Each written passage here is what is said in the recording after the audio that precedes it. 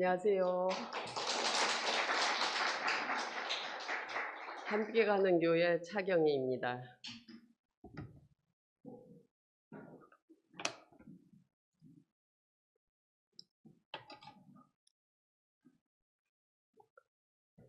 아이고, 저는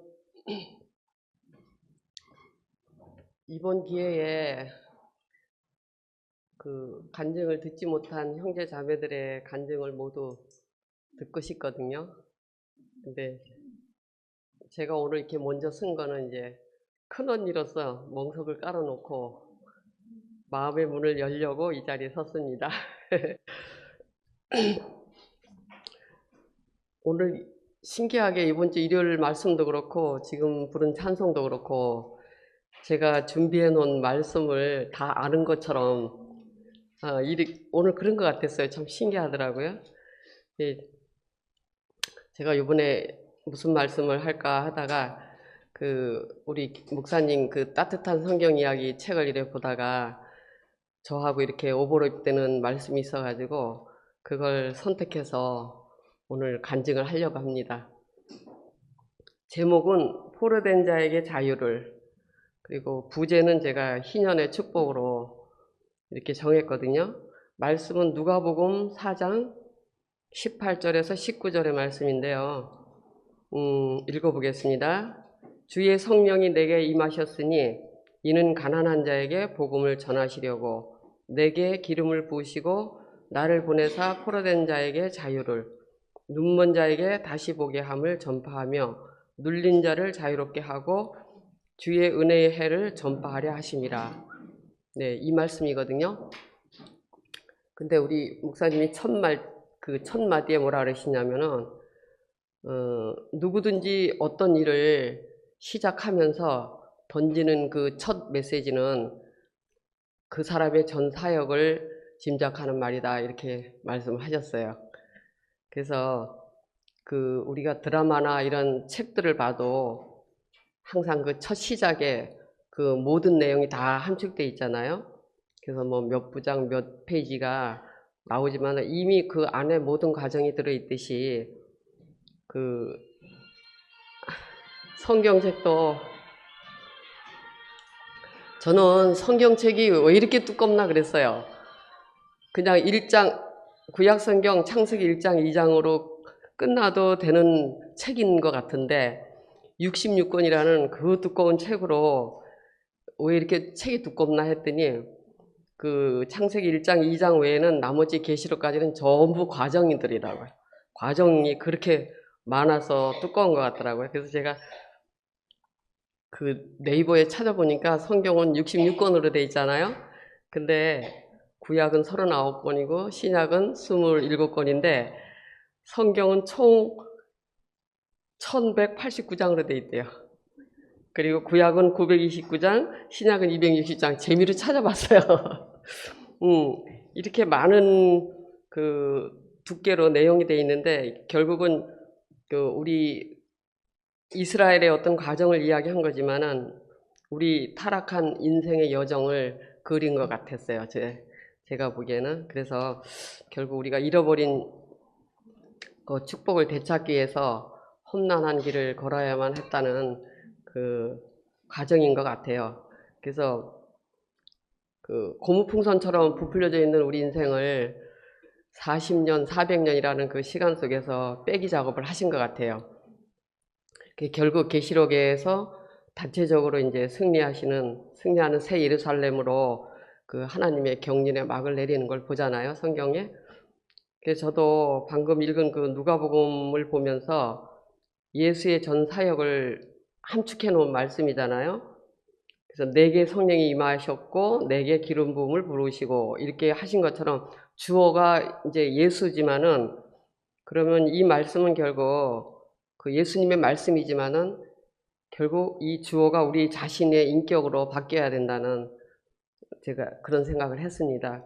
그래서 어둠과 흑암과 죽음에 포로되어 있는 자들에게 우리가 해방시켜줘야 되는 그런 자리로 우리를 옮겨 놓으시는 것 같아요. 그래서 성령이 임한 사람, 기름 부음 받은 사람, 그게 바로 이제 우리가 그 사람이 돼서 이 포로된 자들에게 자유를 주는 그런 사람으로 우리를 변화시키시는 것 같아요.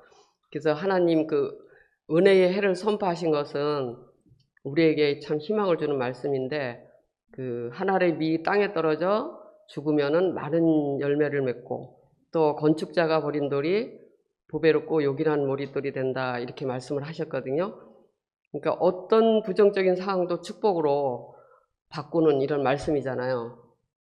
그래서 죽음은 저주다, 그러나 부활 생명으로 이게 바뀌면은 축복이 되는 이런 말씀인 것 같아요. 그래서 예수님이 고난받고 승리하신 이유가 바로 이 복음 때문에 은혜의 해를 선포하기 위함이 아닌가, 그렇게 생각하면서, 그 인생이 죽음으로 끝난다면은 이게 참 저주고, 그냥 고난으로만 끝난다면은 정말 저주잖아요. 근데 열매가 있기 때문에, 그 부활 생명이라는 승리가 있기 때문에 우리에게 복음이 되는 것 같아요. 저는 이제 이 말씀을 보면서 저를 지금까지 이렇게 죽을 고비를 몇 번 넘기면서도 저를 살려주신 이유가, 그 세상을 지배하고 정복하고 다스려서 이 포로된 자들을 석방시키는 그런 임무가 주어지지 않았나, 이 생각을 했어요. 이번 일요일 우리 목사님 말씀처럼도 그 세상을 발 아래 두고 그 하나님의 원리를 전하는 그런 사람으로 살게 하시려고 지금의 내가 여기 있지 않나. 그래서 많은 과정을 거쳐서 그 기름 부음을 받은 그런 승리한 자로 있게 하지 않으셨나, 이렇게 생각하니까 참 감사가 되더라고요. 저는 이제 한 번씩 이렇게 생뚱맞은 생각을 해보거든요. 지금 만약 내가 그 그리스도를 만나지 않았다면 지금 내 인생은 어떤 모습으로 살고 있을까 하는 생각을 한 번씩 해봤어요. 왜냐하면은 그 정말 그 별 탈 없이 별 문제 없이 잘 살 수 있을 것 같았는데, 이상하게 하나님을 만나고부터는 제게 해석되지 않는 제 인생이 너무나 많았어요. 그래서 이게 도대체 무슨 일인가, 이런 생각도 했거든요. 그래서 저는 하나님을 믿으면은 그냥 그 인생이 순탄하고, 그죠? 그리고 뭐 기도하면 다 들어주실 것 같았고, 이런 기복신앙을 갖는 생각으로 하나님을 믿으면 된다고 생각을 했는데, 그 누가복음 그 3장 5절에 보면은요, 모든 골짜기가 메어지고 모든 산과 작은 산이 낮아지고 굽은 것이 곧아지고 험한 길이 평탄해질 것이요, 이것처럼 저는 제 인생이 하나님만 믿으면 이렇게 될 줄 알았어요. 그런데 정말 생각지도 않은 일들이 너무 많았고, 하나님을 알고부터 저는 모든 게 사방이 막히는 그런 경험을 했어요. 이상하게 내 인생이 다 막히기 시작하더라고요.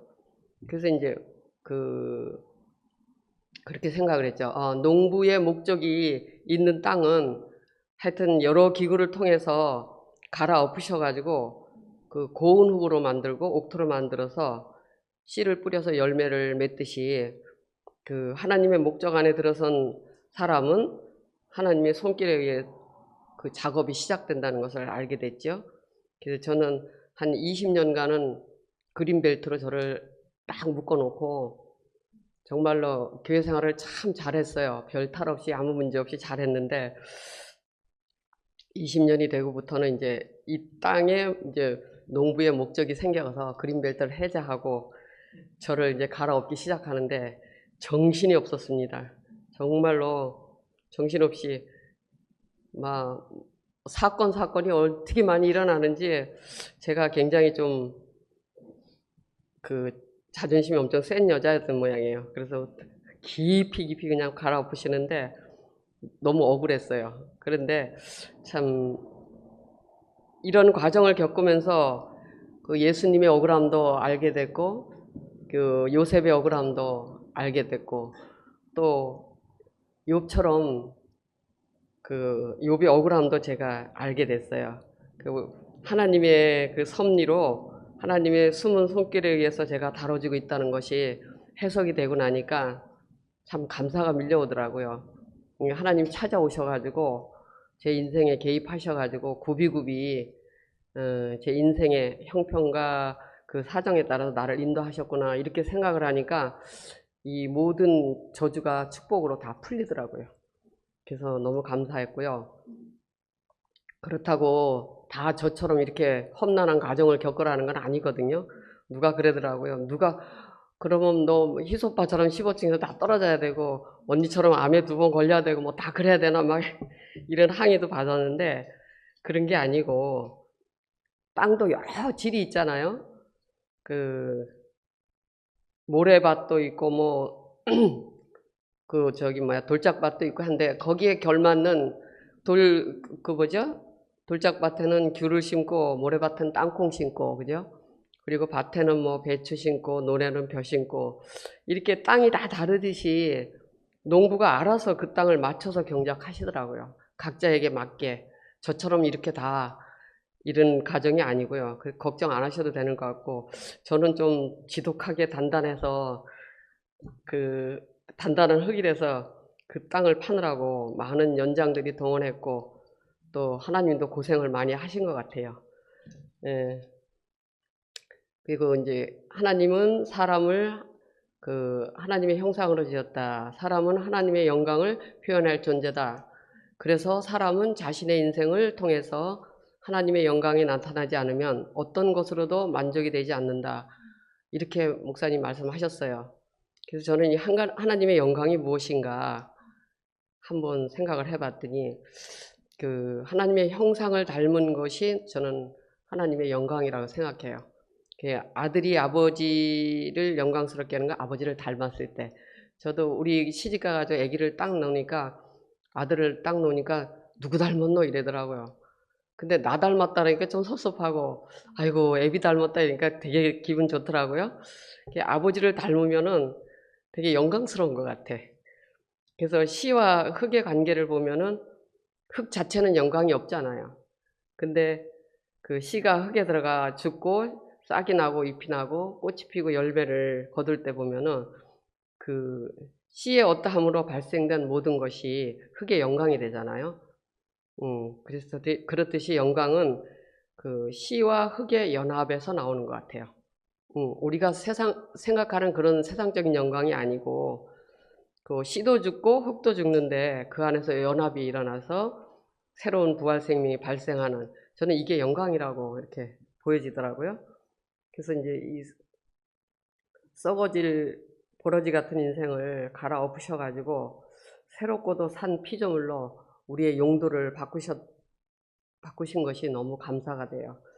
그래서 참 보러지 같은 그 형상을 하나님 형상으로 열매 없는 인생을 열매 있는 인생으로 이렇게 바꿔놓으신 것이 너무 감사하고요.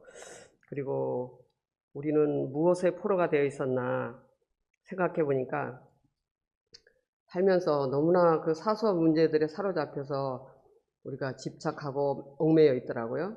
그 생존에 의한 그 사소한 문제들, 생로병사 이렇게 먹는 문제, 자는 문제, 일하는 문제, 건강 문제 이런 집착에 얽매여 가지고 거기서 우리가 노예처럼 살고 있더라고요. 저는 특히 이제 생각이 너무 많아서 이 생각이 한번 사로잡히면 이게 풀어질 때까지 먹지도 못하고 잠도 못 자요. 그래서 너무 예민해서 그런지 살이 안 쪄요. 그리고 병도 많아요.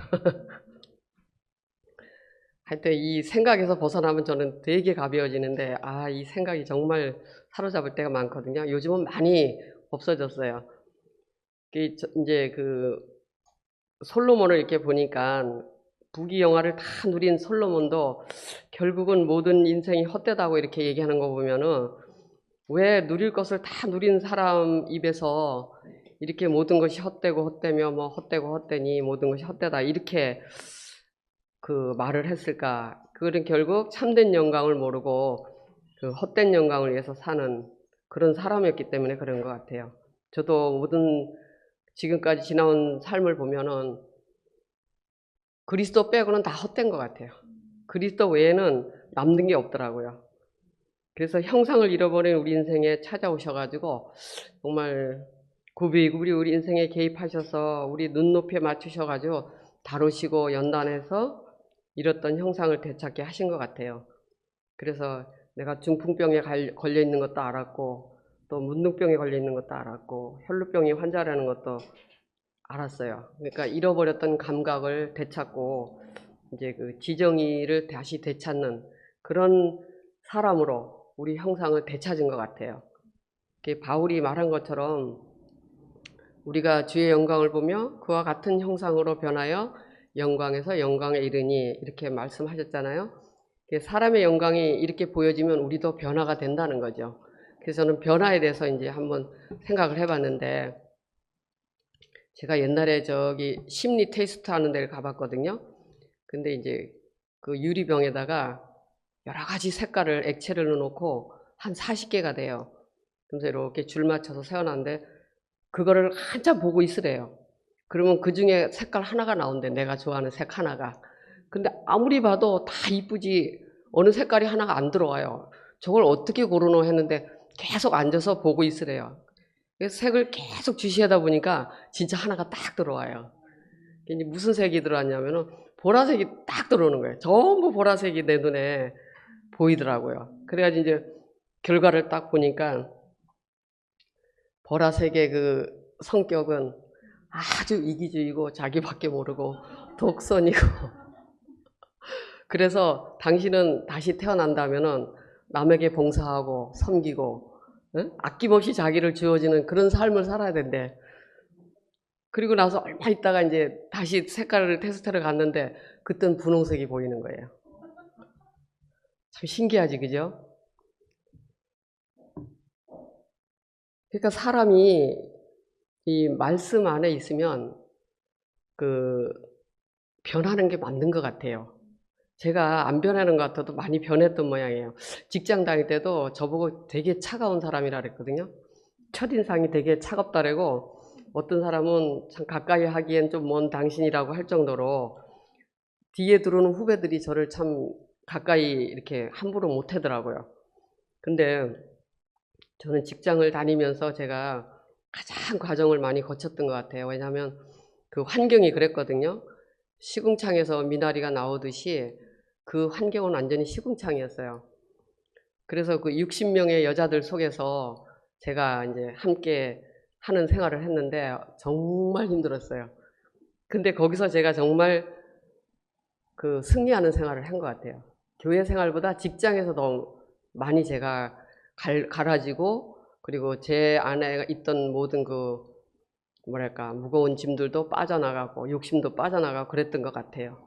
그래서 참 여러 사람을 보면서 월권행위도 많이 했고 감나라 대추나라 하면서 참 남의 인생에 많이 끼어들었는데, 하여튼 이 환경 속에서 제가 그 차가운 냉기가 빠져나가고 따뜻한 온기가 이제 시작이 된 것 같아요.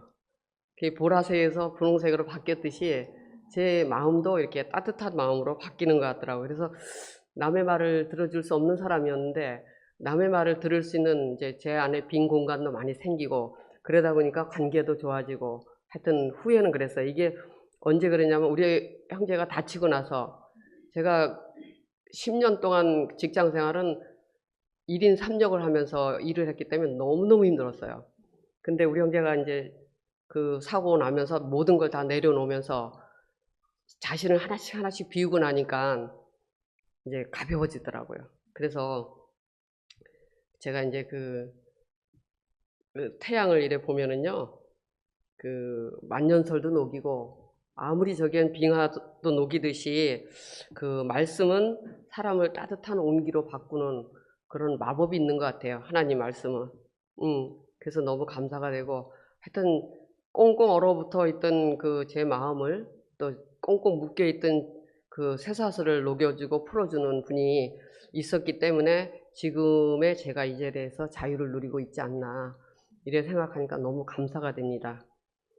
그리고 이제 일요일 날도 말씀하셨는데, 저는 그 김 목사님 또 그렇게 말씀하셨더라고요. 사람은 누구나 정말 귀한 것을 보면은 다른 것은 작게 여길 수 있다, 이 말씀 하셨거든요. 정말 중요한 것이 있으면은 다른 것을 내려놓는다고 하셨어요. 저도 보면은 욕심이 많아가지고 그 놈한테 지는 걸 못 봐요. 샘도 많고 질투도 많고 공부도 그랬고 하여튼 지면은 못 견디는 사람이었거든요. 근데 그 발 아래 둔다는 말이 작아 보여야 그런 것부터 자유가 된다 그랬잖아요. 그래서 이제 세상이 작게 보이면은 그 세상 원리를 쫓아가지 않는다 그러셨잖아요. 예, 세상에 있지만 승리하는 삶을 살게 된다 그 말씀 하셨듯이 제가 이제 하나님의 원리를 알게 되니까 이 세상의 원리들이 이제 점점 작게 보이는 거예요. 그리고 저하고 별로 상관없는 그런 걸로 보이고 이 세상이 커 보일 때는 위대해 보이고 커 보이고 막 바벨로 보일 때는 그게 좋은 것 같지만 결국 그 좋은 것에 매이게 돼가지고 정말 종노릇하게 되더라고요. 자유를 잃고 종교에 매이니까 종교도 그래요. 저쪽에서도 우리가 사랑방처럼 다락방처럼 이렇게 모임할 때는 너무나 순수하고 좋았는데 이게 커지니까 거기 매이게 되고 조직도 자꾸 커지다 보니까 생기면 생길수록 더 복잡해지고 그리고 물질도 가난할 때는 우리가 부족한 걸 모르고 참 행복했는데 많아지면 많아질수록 뭔가 욕심이 더 생기고 불협화음도 일어나고 사람도 가난한 사람하고 상대할 땐 괜찮던데 이게 점점 위대한 걸 좋아해지다 보니까 부풀려져 가지고 하여튼 그 본래의 내 모습을 잃어버리는 것 같아요. 그래서 자유를 잃어버렸고 종로를 타는 사람이 된 것 같아요. 그래서 생명의 귀중함을 안다면은 그 존재의 귀중함을 안다면은 사소한 것들에 매이지 않는 것 같아요. 너무나 그 잡다한 사소한 것들에 매여가지고 정말 소중한 그 본질을 제가 보지 못했던 것 같아요. 그래서 매였던 것에 종노릇 하던 곳에서 자유하게 되면은 오히려 제가 이 매였던 모든 것들이 저를 돕는 그런 것들이 돼버리더라고요. 그래서 그 사탄도 그랬잖아요. 하나님의 아들들이 돌아오기를 고대하고 있다고. 그러니까 우리가 위치를 회복하면은 사탄도 위치를 회복해요. 그래서 우리를 종노릇하는 게 아니라 우리를 돕는 천사로 그 사탄도 위치가 바뀌거든요. 그래서 우리가 위치가 얼마나 중요한지 우리 위치가 뭐 사탄 나무랄 거 하나도 없더라고요. 우리가 제자리로 돌아와야 되더라고요.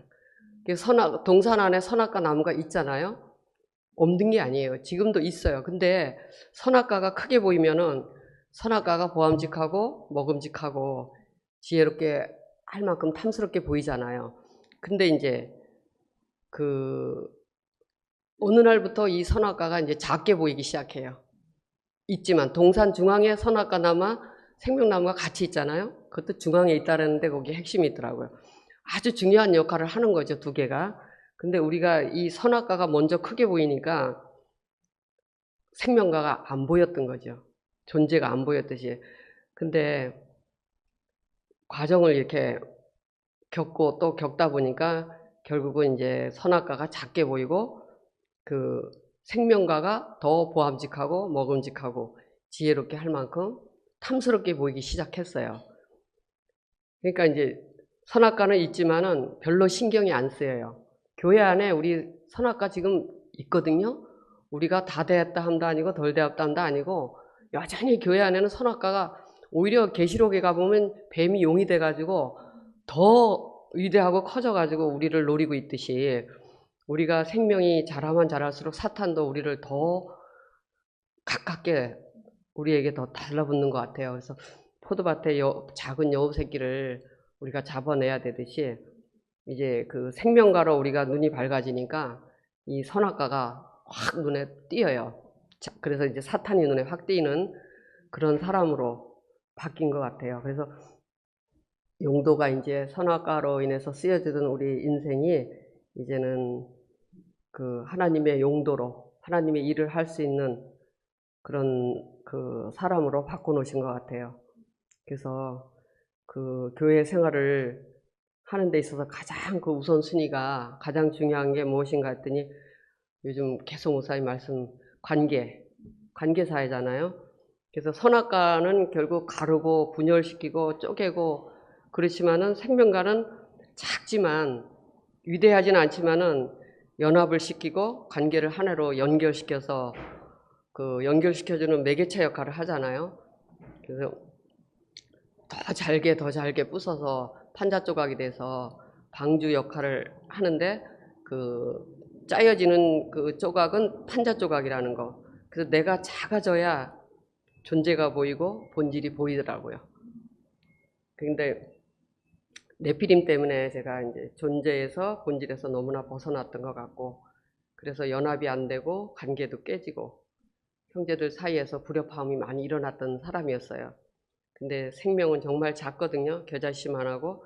아니 아예 보이질 않잖아요. 정말 공기, 숨은 안 보이지만은 이게 없으면 사람은 죽잖아요. 우리 형제가 중환자실에 있을 때 사람이 숨이 코에 붙어 있다는 말을 실감나게 제가 느꼈거든요. 사람은 숨이 코에서 숨이 끊어지면 죽는 거더라고요. 그래서 제가 그냥 식물인간이 돼도 좋으니까 사람만 있어 달라고 할 정도로 숨의 중요함을 그때 알았어요. 그래서 그때부터 이제 제가 그 형제들의 이 숨소리에 귀를 기울이는 사람이 됐습니다. 큰 소리가 아닌 작은 소리에 더 이상 제가 이제 바랄 것이 없고, 저는 다윗이 왜 그렇게 광야를 거치면서 그 험난한 과정을 거쳐 그 광야를 거치면서 다루심을 받았나 했더니, 나중에 왕이 되려면, 통치를 하려면은 백성들의 세미한 음성까지 다 들어야 되잖아요. 그 들짐승만 살고 있는 광야에서 하나님의 세미한 음성을 듣는 다윗을 제가 봤거든요. 저도 이 험난한 과정이 그냥 있는 게 아니고 형제들의 작은 소리에도 귀를 기울일 수 있는 그런 사람으로 변해가고 있다는 게 너무 감사가 됐어요. 그동안은 제가 너무나 그 거친 호흡으로 집안에서도 그렇고 교회에서도 그렇고 시끄러운 사람이었는데, 참 불편한 사람이었는데, 이제는 그 숨을 많이, 헐떡거리는 숨을 많이 죽이시고 이제 편안한 숨을 쉴 수 있게끔 하나님이 이끄신 게 너무너무 감사합니다. 그래서 그 옆에 있는 사람이 그 지체가 얼마나 소중한지 그걸 알게 됐고, 우리가 함께 하나로 이렇게 연결돼서 이렇게 산다는 게 너무 축복인 것 같아요. 그렇지만 아직도 저는 미흡한 게 너무 많아요. 근데 하나님 은혜 안에서 형제들과 함께 이렇게 호흡하고 산다는 게 너무 감사가 돼요. 제 많은 곳에 은혜가 넘치듯이 지저분한 우리 인생에 밤마다 그 은혜의 이슬 만나를 내려주셔가지고 목마르지도 않고 배고프지 않게 늘 풍성한 양식으로 양육하심을 감사드립니다. 그리고 이제 끝에는 우리 김 목사님이 하신 말씀을 제가 그대로 읽겠어요. 너무 좋아가지고 저하고 너무 매치되는 말씀이라서 읽어드리겠습니다. 이거를 목사님이 자기 자신을 이렇게 간증을 하신 건데, 뭐라 그러시냐면은, 하나님이 나를 자기 형상으로 지으셨으면 내게서 자기 형상을 찾으실 것이고, 나를 그리스도 안으로 부르셨다면 내게서 그리스도를 찾으시라는 것을 알게 됐다. 이것이 나를 모든 것에서 자유롭게 하는 말씀이 되었다. 내가 원하는 것이나 사람들이 기대하는 것이 없어도 내게서 그리스도가 존귀된다면 그것이 하나님 앞에서 계수되는 인생이라고 생각한다. 또 하나님이 나를 필요로 하신다면 당신이 필요한 날까지 세상에 두시겠지 생각하니까 몸이 어떻게 될지에 대한 두려움이 떠났다. 어차피 생로병사의 길을 가는 인생이 하나님이 필요 안에 있는 인생으로 자신이 발견되면 내가 나를 염려하고 내가 나를 지키고 하는 문제에서 자유롭게 되는 것이다. 주님을 위해 살아가는 사람은 굶어 죽게 하시겠나 생각하니까 그 문제에 대해서도 자유로워졌다. 그리고 사람이 알아주고 인정하는 일이 내게는 매우 작은 일이다 하신 말씀처럼, 나를 농사짓는 일에 밑거름으로 쓰시던지 건축하는 일에 땅 밑에 묻어서 기초로 쓰시던지 하나님 경륜에 한 점을 보태고 지나가는 것으로 충분하다는 마음이 들었다. 바울이 죽든지 살든지 내 몸에서 그리스도가 존귀하게 되기를 원한다 한 말씀처럼, 그리스도가 존귀해지는 목표를 가지면 살고 죽는 문제에서도 자유롭게 된다. 조금만 궁핍해도 조금만 아파도 그것이 내 인생 전체를 힘들게 만드는 것은 이 그리스도 안에 자유가 없기 때문이다. 이렇게 목사님이 길게 고백을 하셨는데 이게 저의 오늘 고백입니다. 그래서 하여튼 그동안 나는 그 나를 위한 삶이 아니고 남을 의식하면서 인정받고 또 내 이름을 빛내고 싶었고 능력 있는 사람으로 이렇게 살고 싶었거든요. 그래서 항상 밖에 있는 나를 치장하고 꾸미고 이렇게 살았는데 그래서 많이 헐떡인 것 같아요. 근데 이제는 속사람이 날로 새로워지는 그런 삶이 얼마나 가볍고 쉽고 아름다운지를 알 것 같아요. 그래서 요즘 참 가볍게 살고 있는데 제가 이제 게임을 좋아하는 게임이 하나 있는데 오늘 제목이 이제 포로된 자에게 자유를 그랬잖아요. 그 게임 중에 그 사슬을 푸는 게임이 있어요. 고리 푸는 자물쇠로 묶여 있는 그 고리를 하나씩 풀어내는 그 게임이 있는데 참 재밌어요. 근데 이게 점점 갈수록 복잡해지고 어려워지거든요. 그래서 가장 깊은 곳에 그 중앙에 숨어 있는 고리까지 풀어내면은 모든 고리가 싹 사라지고 흰 백지만 남아요. 그래서 저는 그 게임을 하면서 내게 가장 깊숙이 마지막까지 숨어 있는 이 볼목, 이 고리 쇠사슬은 뭘까 했더니 결국 자존심이었더라고요. 그게 이제 마지막 포로, 이 자존심만 내게서 사라진다면 정말 인생은 자유로워질 것 같아요. 정말 이 자존심 때문에 너무 고생을 많이 하고 사는 것 같아요. 그래서 저는 하나님이 모든 만물을 다 지으시고 했지만 딱 한 가지, 하나님은 자존감을 주셨지 자존심은 안 주신 것 같아요. 근데 사탄이 자존심을 줘가지고 우리 인생을 이렇게 힘들게 만들어 놓은 것 같아요.